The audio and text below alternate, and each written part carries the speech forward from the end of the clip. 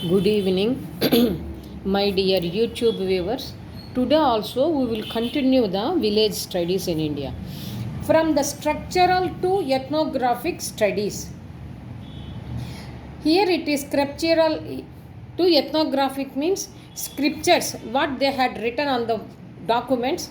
To ethnographic studies. General description on the documents is different from a particular culture for a particular group is different. That's why we are telling the title from scriptural to ethnographic studies. What we received the matter.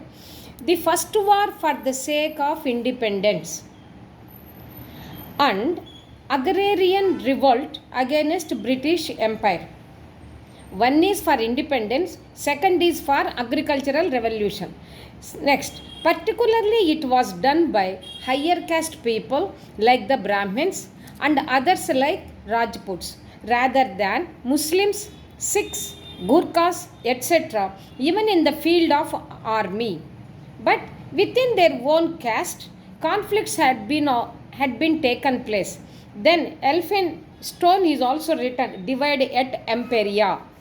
Modern institution created possibility of the emergence of a spirit of nationhood.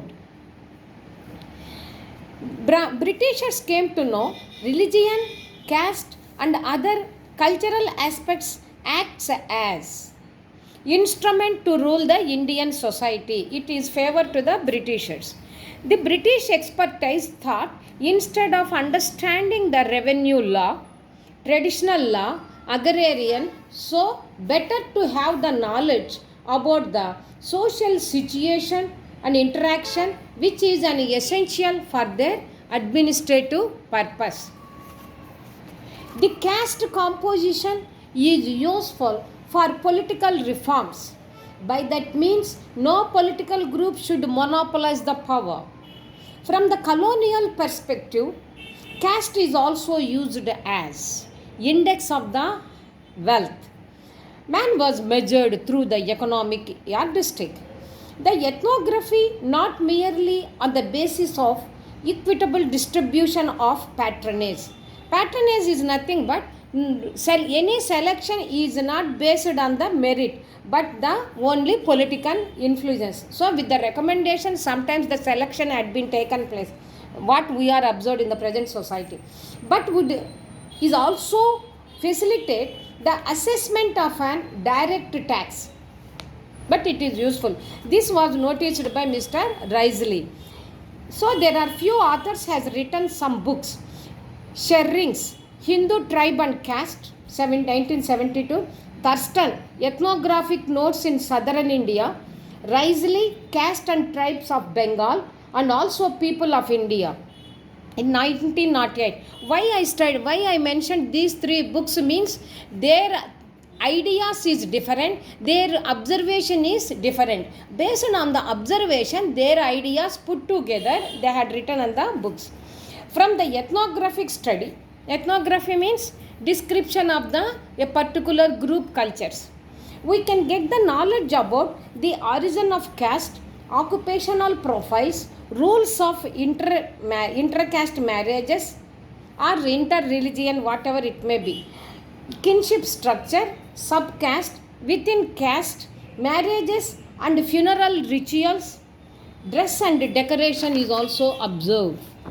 Gradually, there are four pillars of colonial approach. They formed four pillars which has given the way for the emergence of caste from their point of view. Those are hierarchy, occupational specialization, marriage rules, regulating mechanism for interactions. The caste formation is ignored, but functional and normative aspects of caste and overstressed on its structural implication. They forget about the origin, but its structure and function is they focused on that.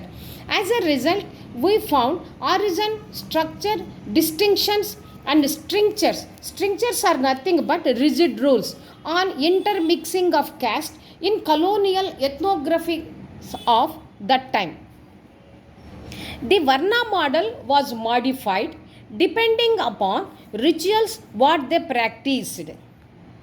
Example, caste itself was divided into number of endogamous subunits.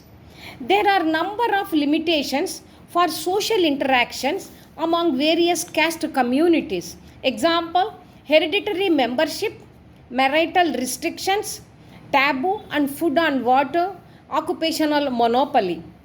The Britishers found strictures, that is strict rules, among various castes regarding social relations. Mr. Jonathan Duncan has described like this when he observed at the Malabar coast. The polluted people are always kept away from the higher caste community. That is, SCs are away from the Brahmin community. Example, Nair wants to study the Nambudris, but he does not want to touch their body. Minimum distance they maintain, that is untouchable to the advanced caste. Minimum 12 feet they maintain. Even at wearing the jewelry, there is a prohibition also. Even though they are having the money, they should not wear all varieties or decorations of this jewelry. Even though they describe the reality, but failed to say the discourse of differentiation. Discourse means meeting, interaction. What happened for this? Why the interaction will be limited? These differences are used to strengthen the British political affairs.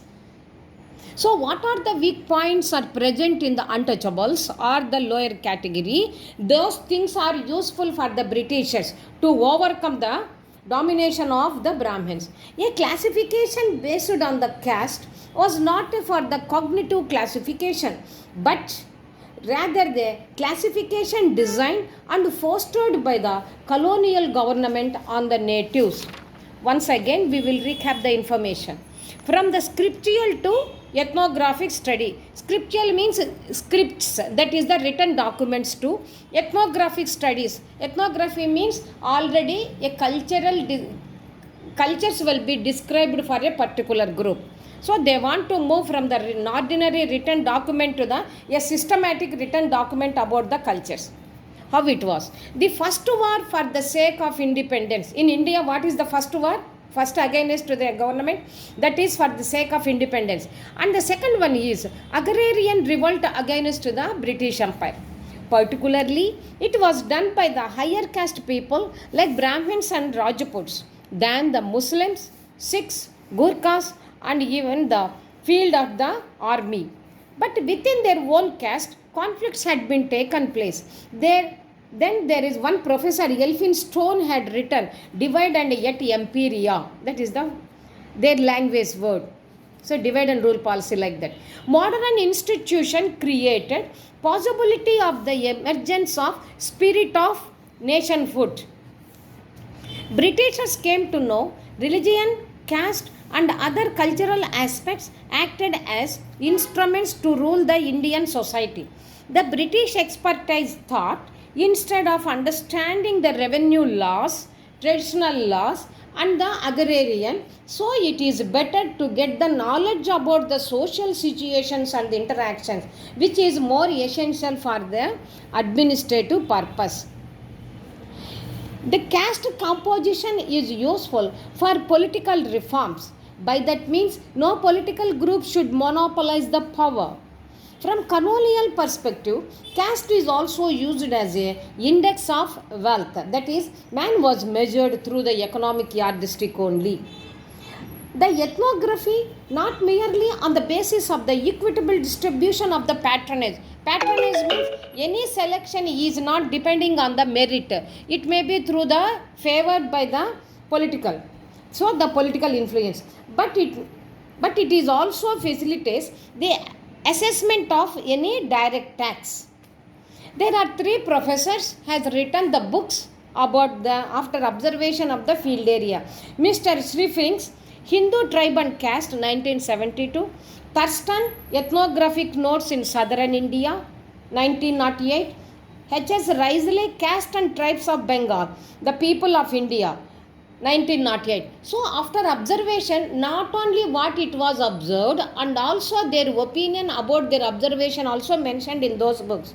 From the ethnographic study, we can get the knowledge about origin of caste, occupational profiles, rules of intercaste, interreligion marriages, kinship structure, subcaste, within caste, marriage and funeral rituals, dress and decoration and its observation. So gradually the Britishers prepared the four pillars, or they made the four colonial approaches, which is the causative factor for the emergence of caste from their point of view. Those are hierarchy, occupational specialization, marriage rules, regulating mechanism for interaction, that is social interaction. The caste formation is ignored by the Britishers. Why? Because they are interested only functional and normative aspects of caste and overstressed on its structural implication, which is essential for the administrative purpose. As a result, we found origin, structure, distinctions, strictures, that is the strict rules on intermixing of caste in colonial ethnography of that time we can understand. The Varna model was also modified depending upon the rituals what they practiced. The exact Varna model features are slightly trimmed by shaped by the Britishers according to their convenience. Example, caste itself was divided into number of endogamous subunits. There are number of limitations and social interactions among various caste communities. Example, hereditary membership, marital restrictions, taboo on food and water, and occupational monopoly. The Britishers found strictures among various caste social relations and interactions. Jonathan Duncan described the cultures, particularly in Malabar coast in India. They found that polluted people are kept away from the higher caste community. Higher caste are nothing but the Brahmin. Example, Nair group, which is the advanced group, Brahmin group, wants to study the Nambudiras. So, but they do not want to come and sit close to them to write about their ideas or their futures or their daily activities. But minimum they maintain the 10 feet distance because they belongs to the untouchable community. Even at wearing the jewelry, there is a prohibition for the last category of the caste people. Even though they describe the reality but failed to refer the discourse of differentiation. Externally they can describe, but internal mechanism for this differentiation these people are unable to understand. That's why we can keep the word statement discourse of differentiation they are unable to understand. That's why they were failed. These differences are used to strengthen the Britishers' political efforts. So those differences are the weak points from the Indian caste point of view. Those will be taken the positive points for their British ruling and the political point of view. A classification based on caste was not a cognitive classification, or that is the recognized classification, but rather a classification designated and fostered by the colonial government on the natives. By this, today's lecture is completed. This is Bindu taking leave from the YouTube platform. Here it is, what with the gist of the information is discrimination between the untouchables and the touchables. So untouchables weak points are taken over by the Britishers for their convenience, for that is for the administrative purposes. Okay, good day and good night. If possible, do subscribe.